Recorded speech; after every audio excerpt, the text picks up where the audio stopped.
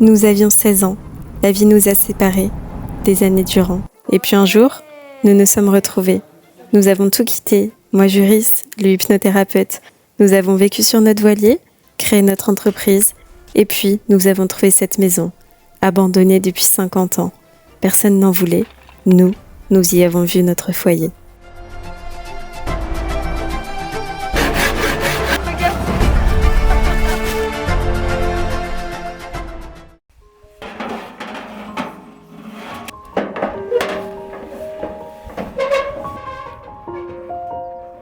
Il y avait un jardin ici.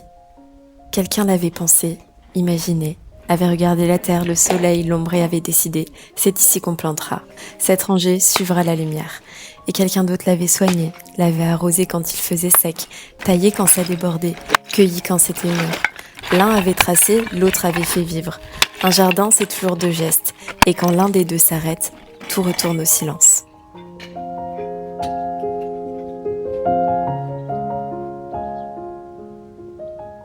Il y avait un endroit dans chaque village, un lavoir.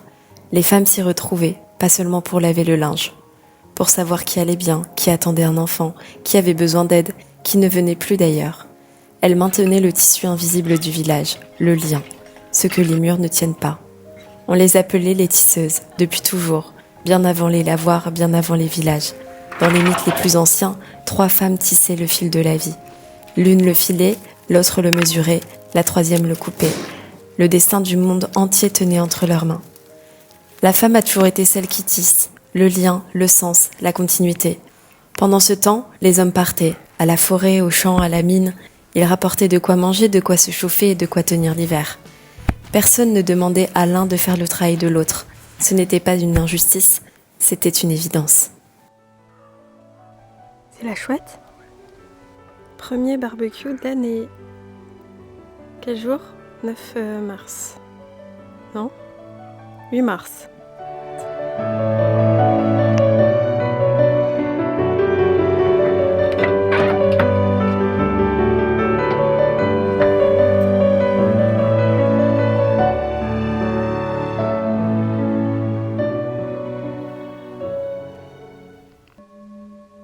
On a dit aux femmes que cette place était une cage, que rester, c'était se perdre, que le foyer les diminuait, et les femmes sont sorties. Mais on ne les a pas libérées, on les a dédoublées. On leur a demandé d'être pourvoyeuses et nourricières, guerrières et douces, présentes au bureau et présentes à la maison, coupables des deux côtés, épuisées partout. On a dit aux hommes la même chose, mais à l'envers. Soyez forts, mais soyez sensibles. Protégez, mais ne prenez pas trop de place. Construisez, mais consultez d'abord. On a voulu que les femmes deviennent des hommes et que les hommes deviennent des femmes. Et on appelait ça l'égalité. Mais il n'a jamais été question d'égalité. Il n'y en a pas, il n'y en a jamais eu. Il y a quelque chose de bien plus grand, la complémentarité.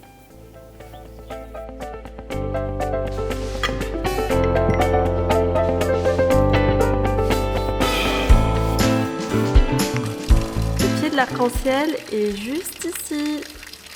Le trésor. Il y a des choses que je ressens, parce que je le vis chaque jour, ici, dans cette maison, dans ce jardin, dans cette vie que l'on construit. Marvin et moi, on ne porte pas la même chose. Nous sommes très différents. Lui, c'est la tête, je suis le cœur.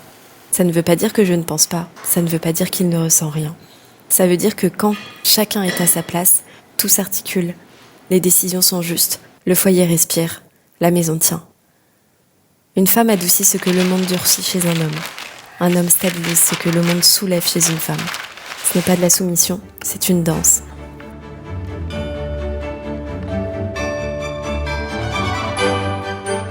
On a dit aux femmes que le foyer c'était le linge, les enfants et rien d'autre.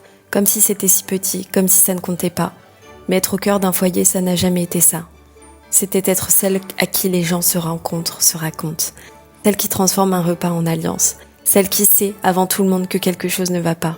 Celle qui tisse ce que personne ne voit, mais dont tout le monde a besoin. Le grand-père de Marvin le dit souvent. S'il a réussi dans sa vie, c'est grâce à sa femme. Elle invitait, elle cuisinait, elle recevait. Elle créait les liens que lui n'avait pas le temps de tisser. Et il savait.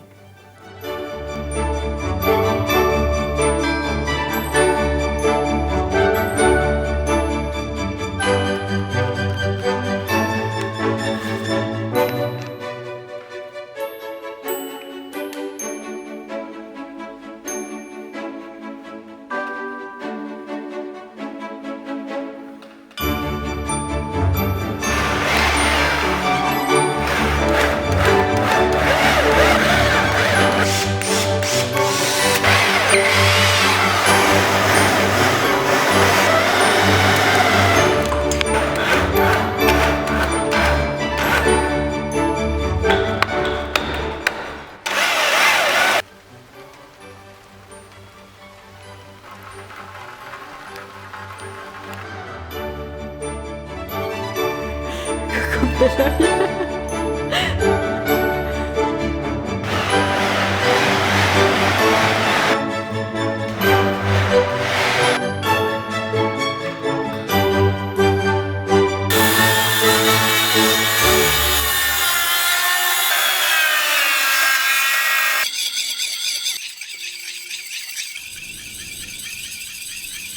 Dans notre entreprise, les choses s'articulent de la même façon. Je suis le lien, le partage, le contact, la voix, le visage, le fil entre les gens. Marvin, c'est la stratégie, la logique, l'organisation, la structure invisible sur laquelle tout repose. Je tisse, il bâtit. Et ça tourne. Parce qu'aucun de nous n'essaie d'être l'autre. Ici, dans la maison, c'est pareil. Je cuisine pendant qu'il pose les solives. Je passe les appels pendant qu'il porte les poutres. Ce n'est pas un partage inégal, c'est un partage juste. Chacun là où il est irremplaçable. On n'a pas échangé nos rôles, on les a remplis.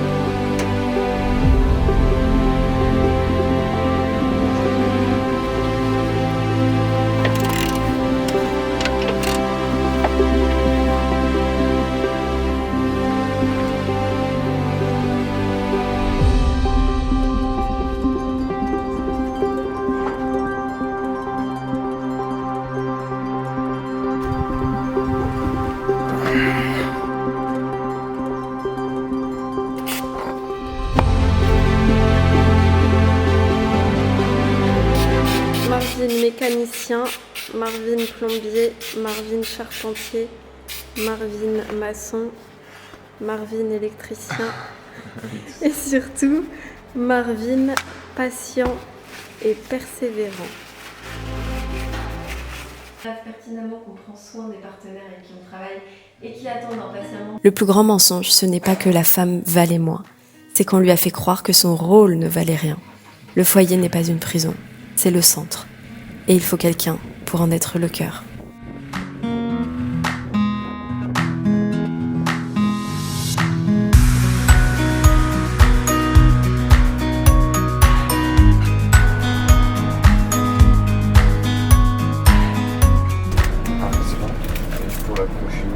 MacGyver qui trouve toujours des solutions.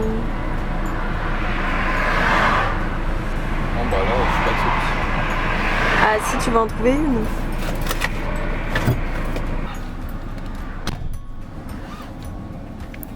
Le lavoir a disparu, mais le besoin est resté. Se retrouver, se parler, se transmettre quelque chose de vrai. On le cherche partout aujourd'hui. Derrière les écrans, dans le bruit, dans la vitesse. Peut-être que finalement on n'a jamais eu besoin de le réinventer. Juste de le reconnaître. Le jardin, quelqu'un l'avait pensé, et quelqu'un d'autre l'avait fait vivre. L'un sans l'autre, rien ne pousse. Aujourd'hui, lui prépare la terre, et moi je prépare la table. C'est la même chose au final. C'est un foyer.